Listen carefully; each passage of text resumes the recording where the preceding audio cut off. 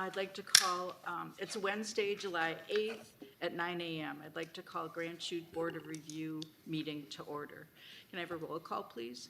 Haling, Here. Daly, Here. Lair, Here. English, Here. and Gehring is excused. All rise, please, for the Pledge of Allegiance.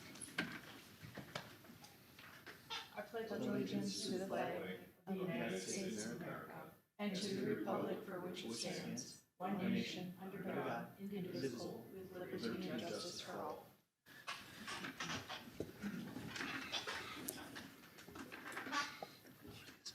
Can I get approval of the minutes from June 10th, 2026? They're in your packet. Haley moves to approve.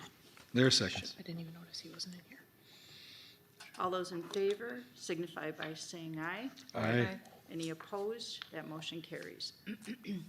Right up to item D, confirmation of the 2026 open book and Board of Review notices. The open book notice was posted on March 6th, 2026 and published March 16th of 2026. The Board of Review notice was posted April 20th, 2026 and published on April 27th, 2026. Board of Review notice was posted June 10th, 2026 and published on June 17th, 2026. Confirmation of mandatory training requirements. Chair English and Supervisor Helling completed the Board of Review training for the 2026 Board of Review on March 30th, 2026. Now we'll confirmation of the Board of Review policies.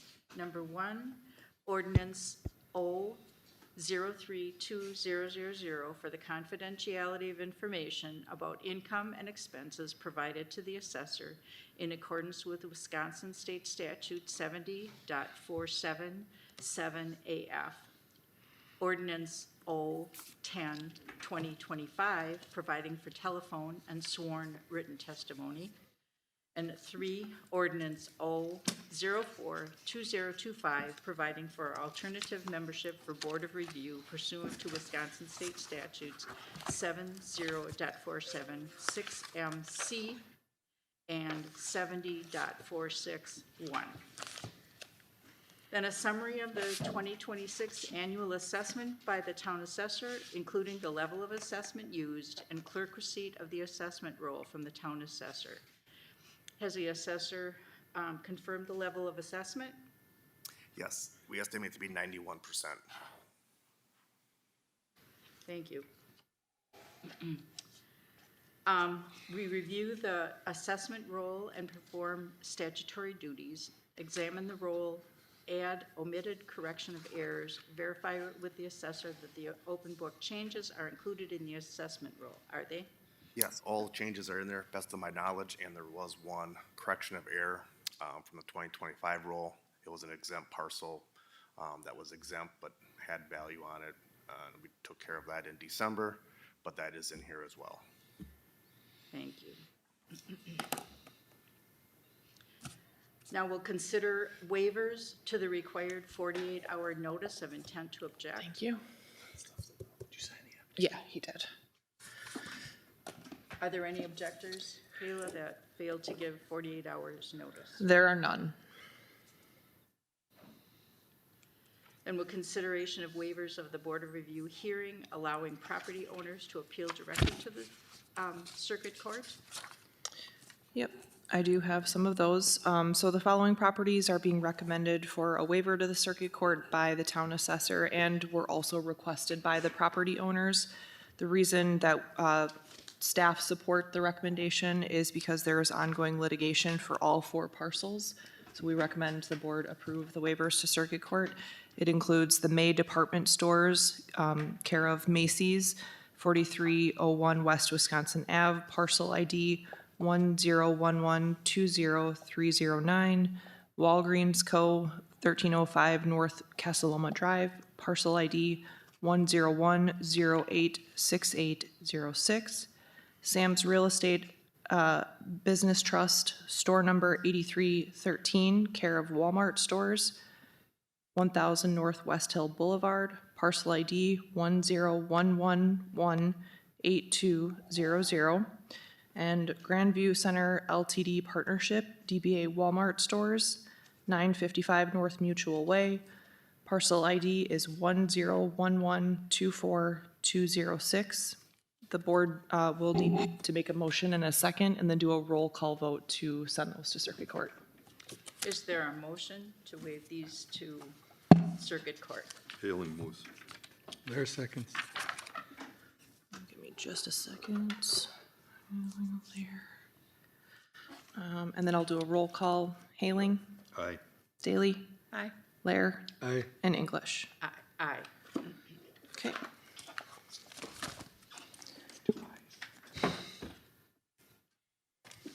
And then we don't have any, could request to testify by telephone or submit written testimony? So this item will no longer be needed. We did receive a request to provide telephone testimony, but it was only for the properties that submitted for a waiver to circuit court. Because you waived them to circuit court, that won't be necessary. Okay. And then as we have no objectors not previously scheduled, we can move on to item M. That we'd like to hear testimony of scheduled objectors, deliberate, and make determinations. So if there's someone who wishes to testify, you could do so now at the objectors table. So Jeff, your hearing is scheduled for 9:30. Are you okay with proceeding now? Okay. All right. So if you want to come up to the objector table here, I will introduce your case and then I'll swear you and the assessor in. So the tax key for this property is 101035201. The property address is 4650 North Gillette Street. Property owners are Jeff and Brenda Ings. The property value for 2026 for land is $191,300. Improvements, $362,300 with a total assessment of $553,600. And then if you both could raise your right hand, swear you in. Do you solemnly swear that the testimony which you shall give in the matter now shall be the truth, the whole truth, and nothing but the truth? So help you God. Thank you. Would each person who has just been sworn in please state your name and address for the record? Objector can go first. Jeff Ings, 4650 North Gillette Street, Grand Chute, Wisconsin, 54913. Thank you. Bill Gaber, 1428 Midway Road, Menasha. Thank you. And objector, can you please state, in your opinion, what is the fair market value of your property? We believe that the fair market value is $478,400. Thank you. Today, for your hearing, the Board of Review members that will be hearing your case are Supervisors Haling, Lair, and Chair English. I'm going to be recusing myself since the topic of assessments did come up during our conversation a few weeks ago. Chair English, you can now begin the hearing. You can now begin the hearing. Okay. You can go ahead, Mr. Ings. Thank you. You have a handout in front of you that I would like to read into the record, but I'll also give you a little summary of our appeal, the reason for it, just to start out.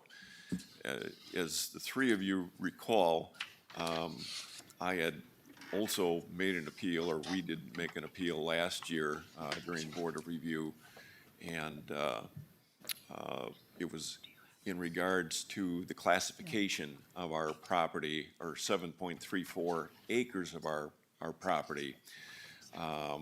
It is currently classified as being residential or secondary residential, and we believe that proper classification is actually forced high.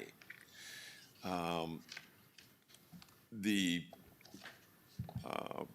reason that I know Assessor Gaber believes that the classification of residential is proper is because he believes the highest and best use of the property is residential. However, we'll show that the evidence does not support that, And moreover, the Wisconsin Property Assessment Manual indicates that a determination of highest and best use cannot be based on speculation. And so in the information I will provide to you, it will show that a designation of forest is more appropriate based on the characterization of the property, its use, and also future plans for the property. So I'll begin reading at the second paragraph, given that we covered the first paragraph already. So our parcel of land is zoned agricultural in use. Assessor Gaber has arbitrarily identified 1 acre of land where our home is located as being residential, which makes sense. However, he has identified the remaining 7.34 acres as secondary residential, even though those additional acres are not being used for residential purposes. We are appealing the classification of that acreage, the use of which is forest. At the 2025 Board of Review, I shared that our property complies with the Wisconsin Department of Natural Resources definition of forest land. According to the DNR definition, forest land means land capable of producing wood products, having a minimum width of 120 feet, not developed for uses that are harmful to the practice of forestry, and at least 10% stocked with forest trees of any of the following classes. Those classes are seedlings with a diameter of 0 or 1 inch. There needs to be 200 trees per acre. Saplings with a diameter of 1 to 5 inches. There needs to be 100 trees per acre. Pole timber with a diameter of 5 to 9 inches for conifers, or 5 to 11 inches for other species, with the capability to produce 3 cords of wood per acre. Or saw timber with a diameter of 9 inches or more for conifers, or 11 inches or more for other species, with the capability to produce 1,300 board feet per acre. At the 2025 Board of Review, I also explained that the predominant use of the property is forest land. However, Assessor Gaber declared that the highest and best use of the property is residential. As was the case last year, our question today is what constitutes the proper highest and best use of the 7.34 acres. The Wisconsin Property Appraisal Manual provides us with direction and clarity on the concept of highest and best use. In Chapter 9, page 10, paragraph 6, the manual declares that the Dictionary of Real Estate Appraisal, 6th edition, defines highest and best use as the probable use of property that results in the highest value. However, the manual goes on to state that any determination of highest and best use should not be speculative. At the 2025 Board of Review, Assessor Gaber asked me the question, if you were to sell the property, would you sell it as forest land or residential land? My reply is that we have no plans to sell the property. That answer remains true today. Given that we have no plans to sell any property, at any attempt to assert that its highest and best use as residential is speculative and therefore not in compliance with the directive concerning highest and best use found in the Wisconsin Property Assessment Manual. In Chapter 9, page 11, paragraph 3, the appraisal manual further states, commonly, the highest and best use for which the property was specifically designated. Assessors should start with the assumption that the current use is the highest and best use. Our family began using our property as forest land in 1983 when we planted more than 3,000 trees as part of a DNR wildlife habitat program. In addition to explaining the predominant use of our land at the 2025 Board of Review, I identified 5 parcels similar in nature to our parcel that Assessor Gaber classified as being forest high.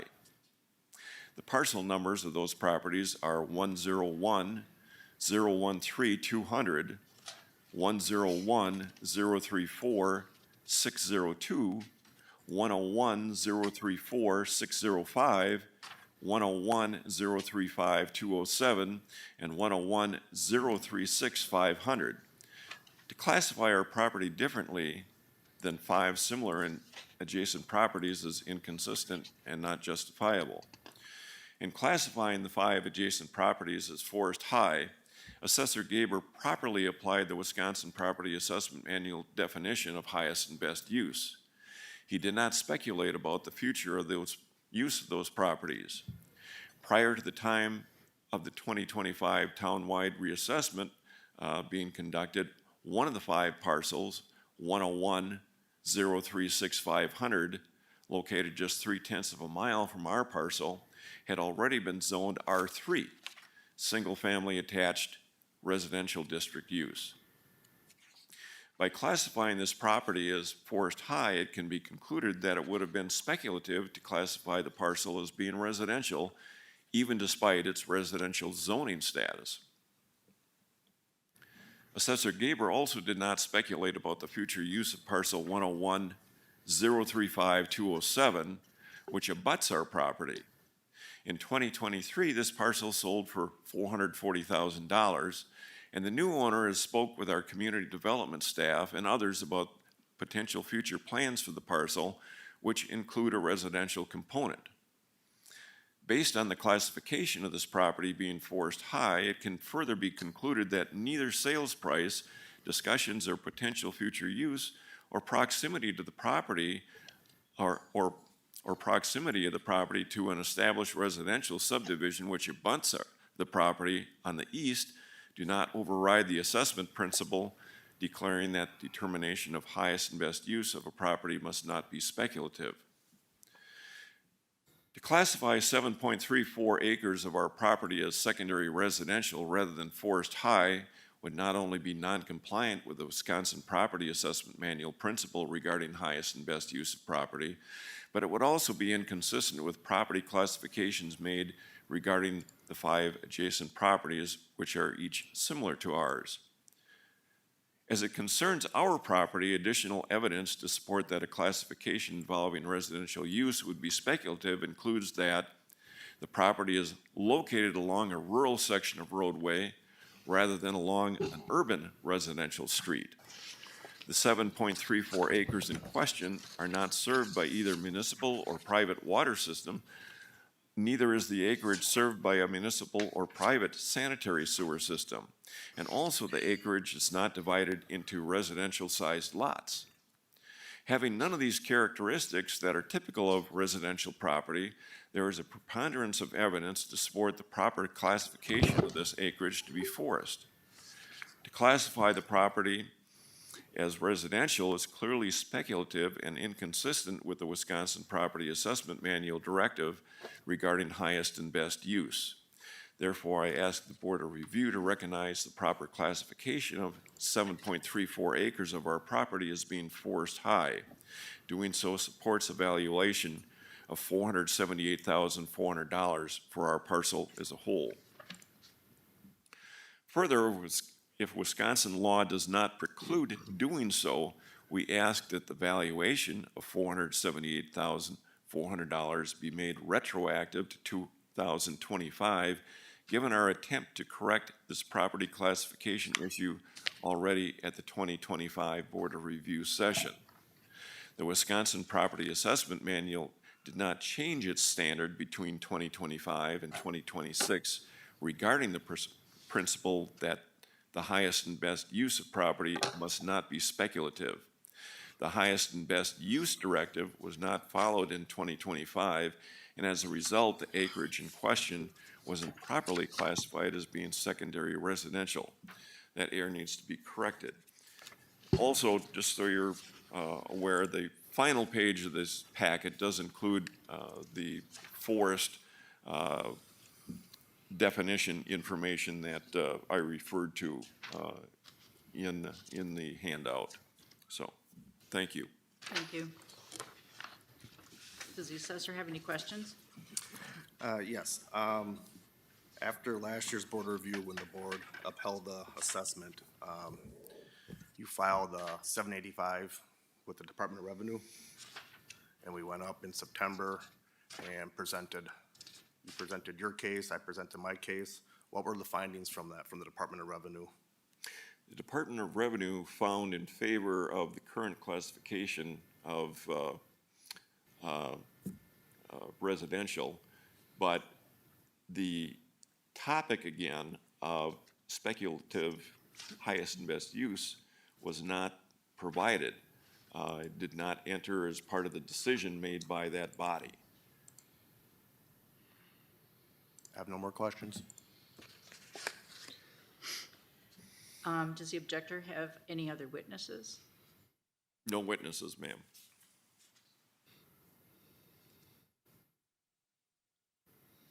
Does the Board of Review have any questions of the objector or his witnesses? No. Okay, then we'll at this time ask Bill to present his case.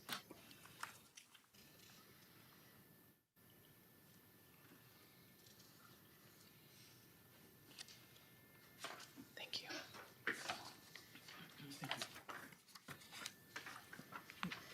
That's okay. Thank you.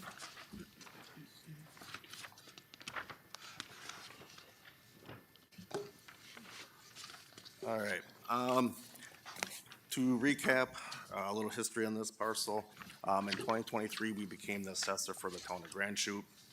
At that time, the prior assessor had this parcel as 1 acre of residential primary, and then the 7.34 acres as residential secondary.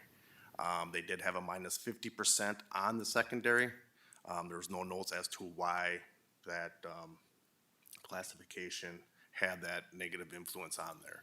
So at that time, that assessor thought that the parcel highest and best use was residential because all 8.34 acres were as residential.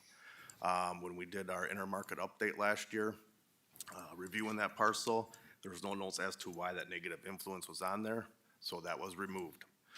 Mr. Ings did come into open book. We had discussions.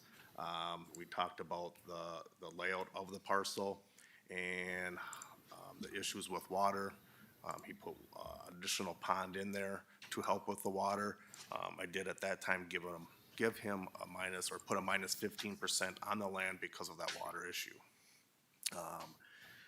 We did have this discussion at the board review last year, and then the board decided with the assessor, as well as with the 7085 case that went up to the Department of Revenue Equalization Office in Green Bay. Mr. Ings did present the additional parcels 101013200, and then 101034602, 101034605, 101035207, and then 101036500. That was part of his presentation to the Department of Revenue, and they still sustain the value and the classification for that. In the handout I gave you, the first one is a layout of Mr. Ings' parcel. As you can see, there are ponds on there. Trees are in front, but the layout of that parcel, again, the highest and best use we feel is residential. Ponds are put in there. I know one pond has fish in there. That's used for enjoyment of the parcel. If you look on the second page, statute 7032 2C1I, property is classified as residential when it is used or intended to be used for human habitation, including condominiums, apartment buildings, and single-family homes. The classification covers both the dwelling structure and the proportionate share of surrounding land necessary for residential enjoyment. And as you can see in the parcel there, he's got mowed land. He mows the grass around there. Most of the parcel is for residential use. The WEPAM Chapter 9, I know Mr. Ings already talked about that. And then the third sheet is a analysis of sales comparisons for the property and where the value sits and what the comps are. Adjustments were made for areas that the data was different based on what we found in the market.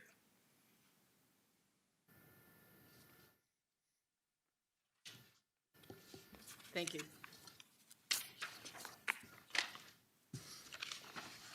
Does the objector have any questions of the assessor?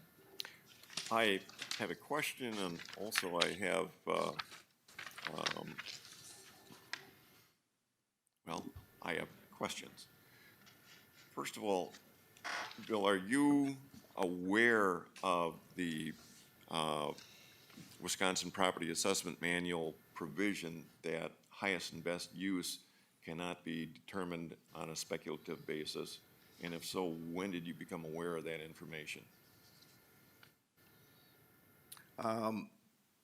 Say the question again, please. Yes, are you or have you been aware of the Wisconsin Property Assessment Manual provision that a determination of highest and best use cannot be speculative in nature? And if so, when did you learn about that information? I'm aware of it.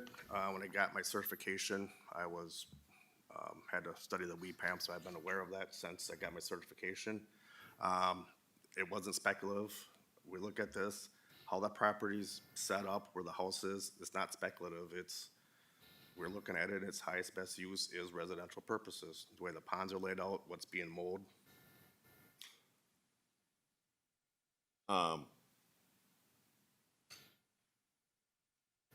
So is the parcel subdivided at all?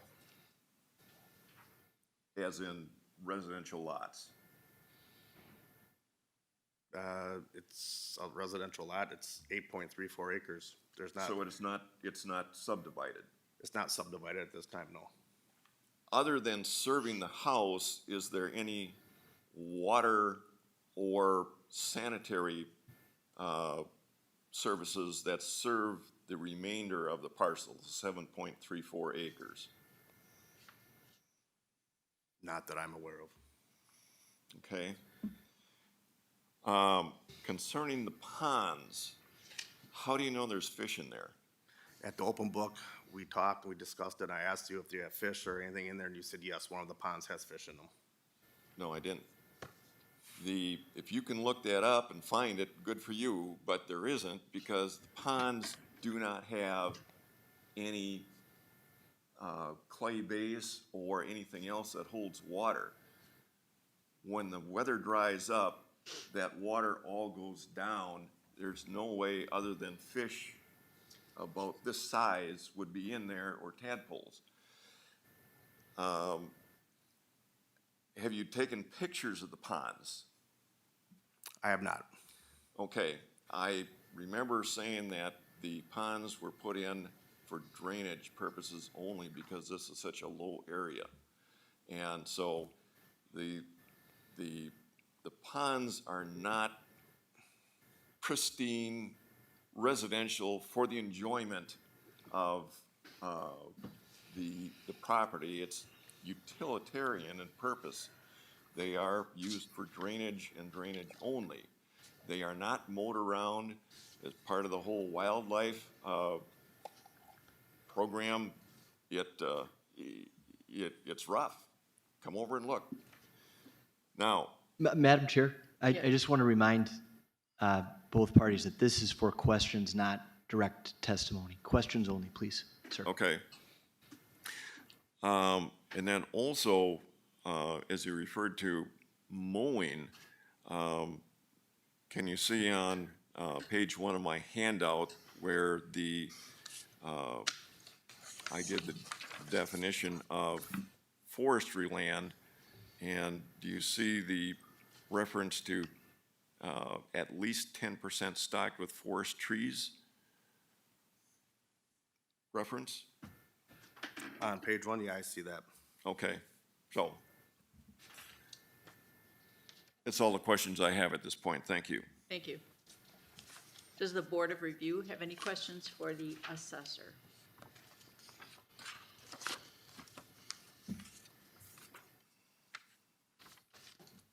Hearing none. Does the objector have any additional testimony? Mr. Ings, do you have any additional testimony? I am trying to think. I think I've covered everything either in my additional or my initial presentation or in the questions that I asked. So Thank you. thank you. Okay. Bill, is there any additional testimony? No additional testimony. Mr. Ings, can you briefly summarize your case? Yes. As indicated,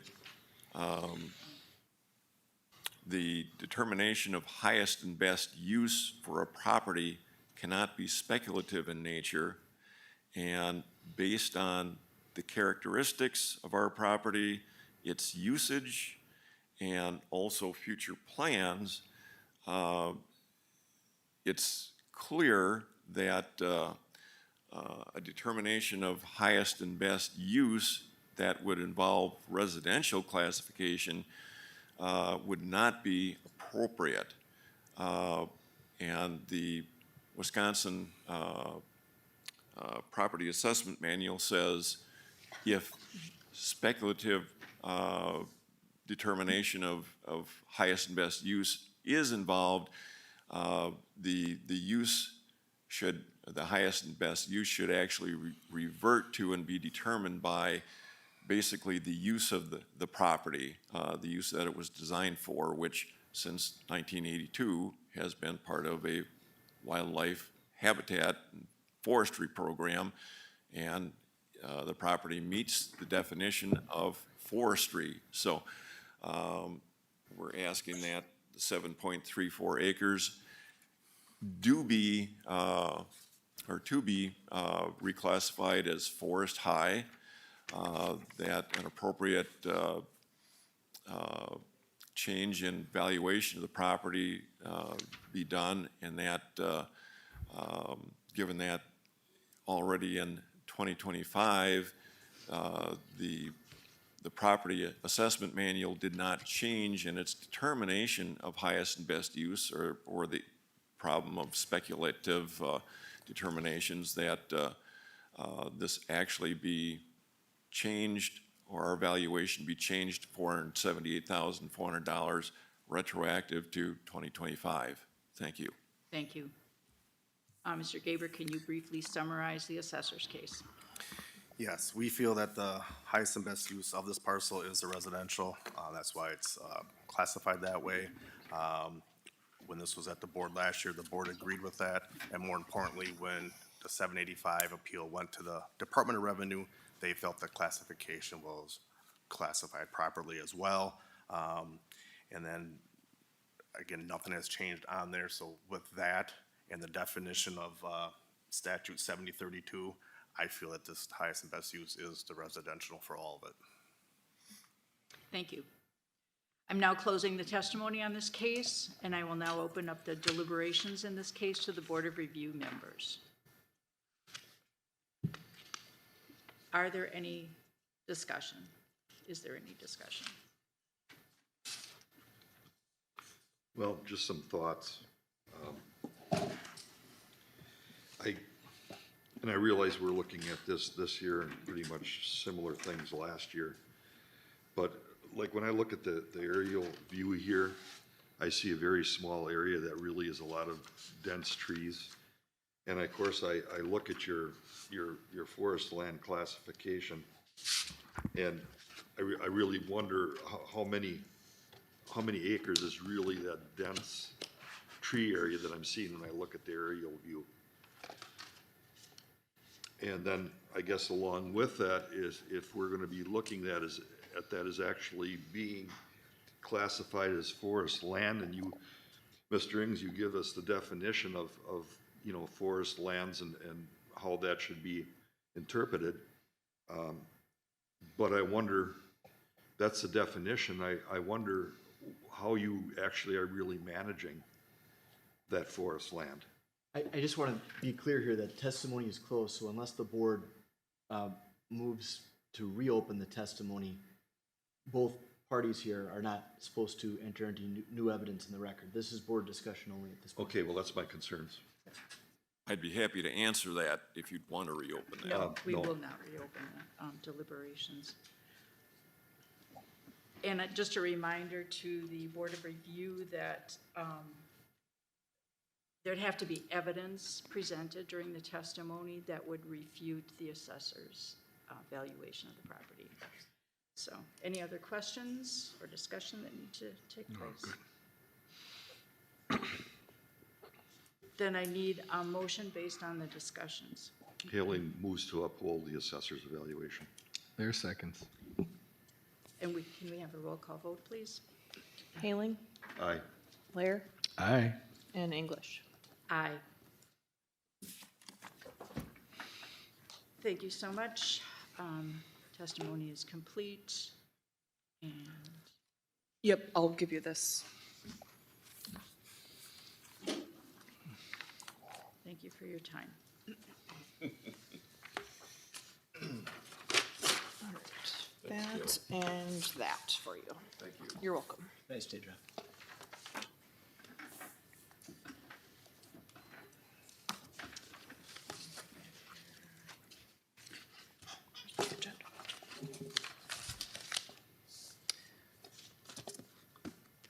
So we're required to be in session until 11 a.m. I think in the past, we've gone off the record for the remainder of the meeting and then come back on Just before. in order to adjourn. Yeah, Okay. Okay. so And does the assessor have to remain in the room for the, yeah, I think so, yeah, in case anybody shows up. Yeah. okay. Did you bring work along to do? Oh, I always got work to do. Yeah. Okay, thank you. We're off the record then. It's 11 a.m. I call for a motion to adjourn. Haling moves to adjourn, side aye. Daily seconds. All those in favor? signify- We'll do a roll Roll call. call. Yeah. Oh, I'm sorry, roll call vote. Haling, Aye. Daly, Aye. Lair, Aye. and English. Aye.